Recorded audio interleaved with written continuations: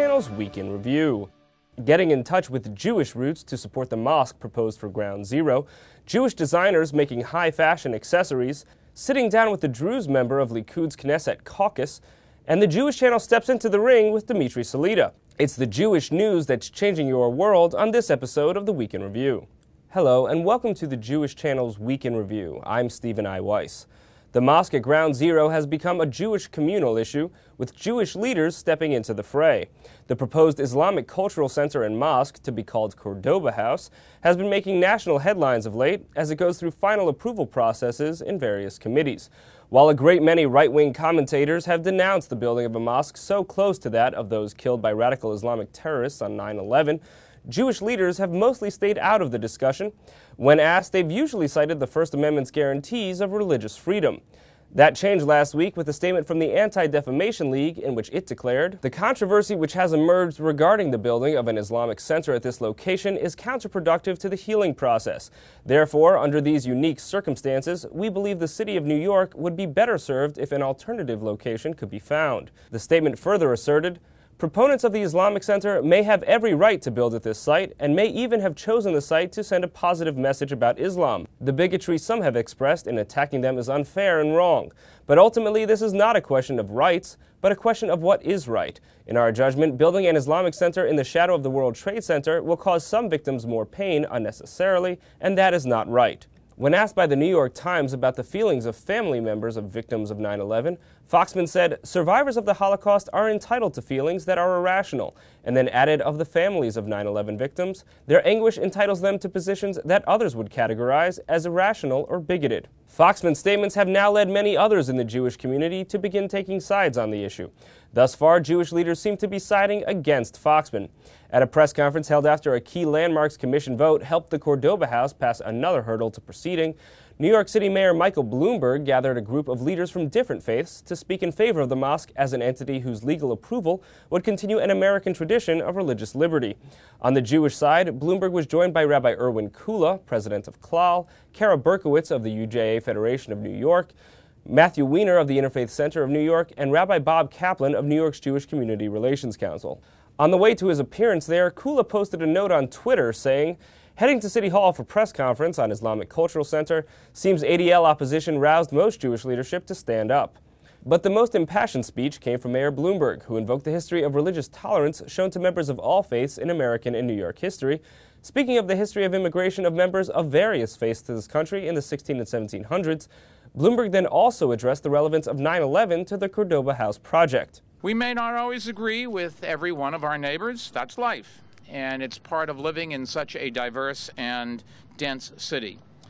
But we also recognize that part of being a New Yorker is living with your neighbors in mutual respect and tolerance. It was exactly that spirit of openness and acceptance that was attacked on 9/11/2001. Moving on to a different issue of religious minorities, this week I sat down with one of the few Druze members of the Knesset, the Likud party's Ayoub Kara. Kara is also Deputy Minister for Development of the Negev and Galilee. He spoke about why Druze are Zionists and what his thoughts are on President Barack Obama and the peace process. All right, Deputy Minister Kara, thank you for joining us here. Thank you very much. It's my pleasure. So in the development of the Negev and Galilee, what do you think are some of the major issues that American Jews should be concerned about? We need that people from United States invest in the north and in the south. We give much rights for people that want to come to invest in this area.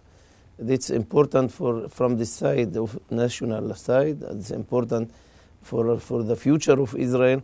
Also from the side, the economic side. I think that every person that invests in this area he do good business in this case. All right, Mr. Ayoub Kara, thank you for joining us. Moving on to a very different matter, as retailers gear up for fall and winter fashions, Jewish designers were out in force at recent trade shows. Rebecca Honig-Friedman reports. Fashionistas descended on the Javits Center in New York this week for a triple threat of women's fashion expos, Moda Manhattan, Fame, and the Accessory Show, where clothing and accessory designers of all ages and stripes had the chance to tout their wares. We're designing for a contemporary woman. Fashion forward, but easy to wear. Classic, elegant. Something to spiff you up, make you happy. Something different to make them want to buy. Amid this buffet of fashions, we checked in with some of the Jewish designers, like Charlotte Cruz, the owner and designer of Sweet Evie, whose handmade jewelry uses natural and recycled materials, including goose feathers. Her unique earrings and necklaces are eye-catching, but if you really want to stand out, try her avant-garde pieces. I've got the feather epaulettes, which can be worn that style, and I've also got one on. Or how about a feather harness? This part's a necklace up here, and then it connects in the back, and these chains loop around her body. And who does this California-based designer have in mind when she designs these unique creations? Myself. For more on these designers, and to find out how one designer went from preparing for the rabbinate to designing women's clothing, tune into the full broadcast version of the Week in Review.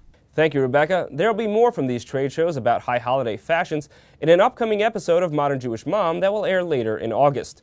And another new production of the Jewish Channel is our first sports event, the upcoming fight for Orthodox Jewish boxer Dmitry Salita. He held a press conference to announce the fight, and Christian Needham was there. Dimitri Salita appeared fit and ready to fight this week at a press conference promoting his upcoming September 1st bout at Oceana Hall in Brooklyn. And though his opponent has yet to be named, Salita seemed excited by the prospect of promoting the fight, which will be broadcast exclusively on the Jewish Channel. The Oceana Theater was the first place that I fought in New York City, and had a tremendous amount of community support, and I look forward to receiving that again.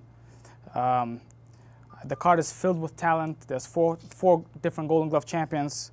Will Rosinski is the co-main event. He's a 4-time Golden Glove champion, and a Sugar Robinson winner like myself. The fight comes almost 9 months after Salita lost to WBA light welterweight champion Amir Khan. Helping Salita get in shape for the fight is Moises Roman Jr., co-owner of Universal Boxing Gym in Queens. Along with trainer Nirmal Lorik, Roman has tried to provide the proper training environment to help Salita bounce back. Well, you basically want to have him focused. You don't want a lot of people just running around, jumping around, hanging out. You want to have it like a camp, meaning, come in the gym, warm up, do your shadows, start hitting that bag, rope work. You don't want to have anybody asking him for autographs, anybody, you don't want to have fans around him while he's in that gym.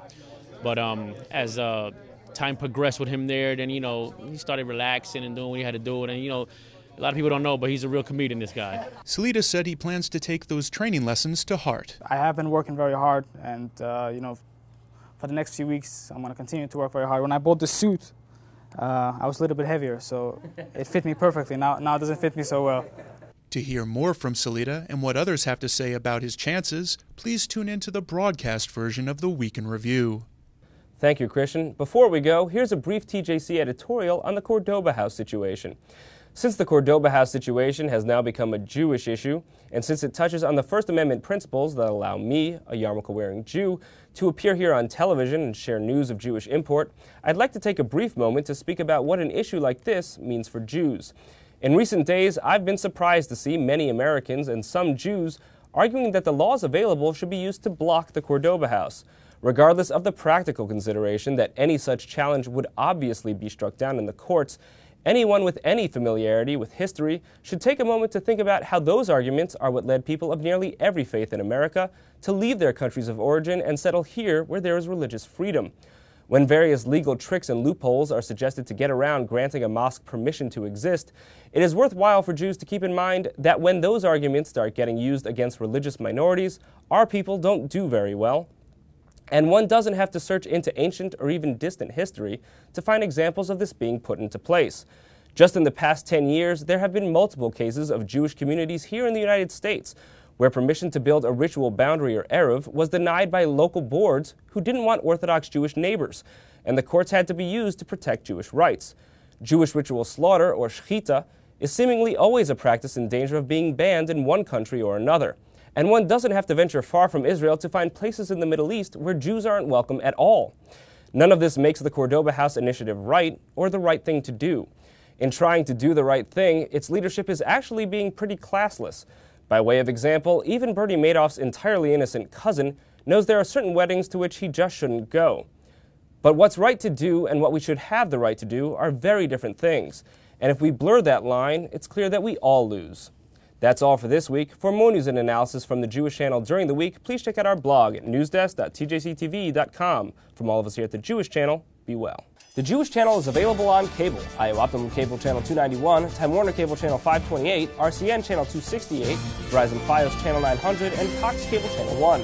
For more information, visit tjctv.com.